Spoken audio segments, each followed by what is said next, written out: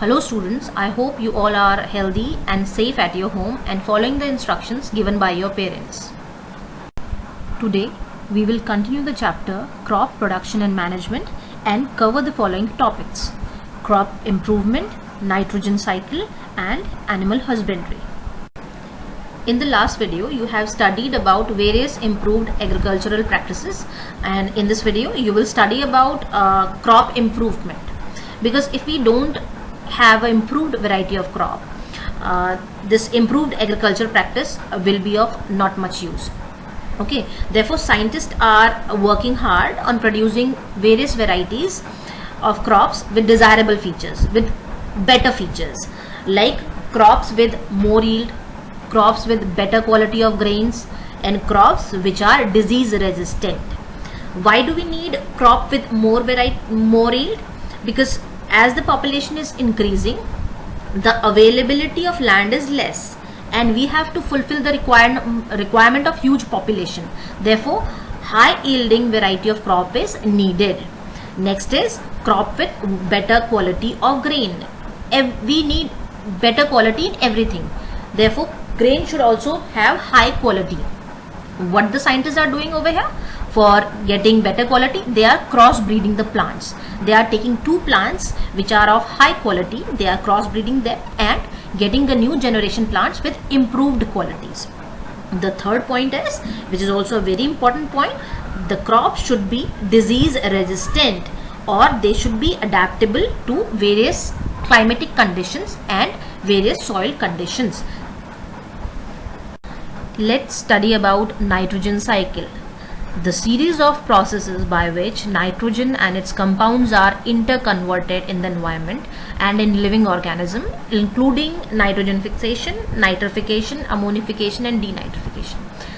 What is nitrogen cycle? It is interconversion of nitrogen in various compounds, like nitrogen converts to nitrates or nitrites, ammonia is converting to nitrates, and plant cannot use nitrogen directly from atmosphere for their life processes. Therefore, first nitrogen should be converted to other form.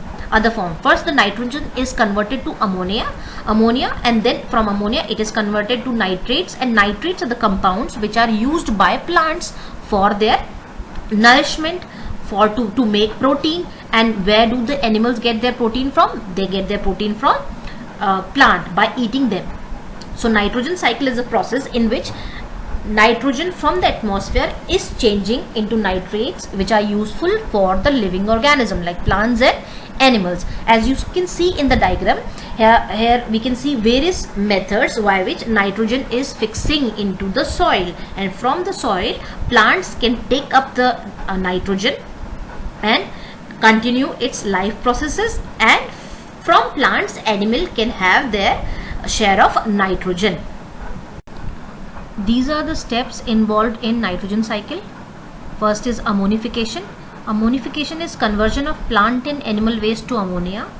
Second one is nitrification, where ammonia is converted to nitrite and then to nitrates.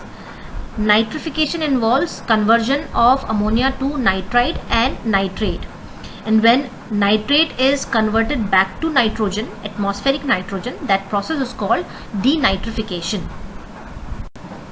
Various agents taking part in the process of nitrogen cycle.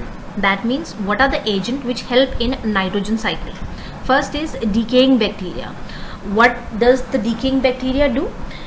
Decaying bacteria converts remains of animal or animal waste into the ammonia. Ammonia is a compound containing nitrogen. Okay, so these bacteria convert remains of animal or animal waste to ammonia into the soil, and this whole process is called ammonification. Next is nitrifying bacteria. Nitrifying bacteria are the bacteria which converts ammonia, which is now present in soil, to nitrates. Ammonia to nitrates are converted by nitrifying bacteria, and the process is called nitrification. Next agents are nitrogen fixing bacteria. There are various nitrogen fixing bacteria. We will study about two, Azotobacter and Rhizobium. Azotobacter is a bacteria which converts nitrogen from the air to nitrates in the soil, which is helpful for plants. And rhizobium are the bacteria which are present in the root nodules of leguminous plant. What are leguminous plants? P and B are the example of leguminous plant. They have root nodules in which rhizobium bacteria resides, and they convert nitrogen to nitrates, and which is afterwards used by plants. Lightning is also very helpful in fixing nitrogen into the soil. What happens here? The high temperature of lightning discharge causes some of the nitrogen and oxygen in the air to form nitrogen oxide.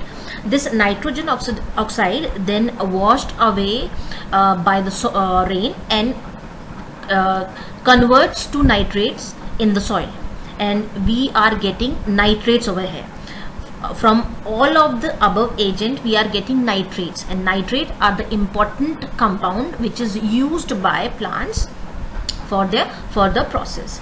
The last term which we have to study here is denitrification. Denitrification is one of the step in nitrogen cycle in which nitrates are converted to nitrogen and sent back to the atmosphere.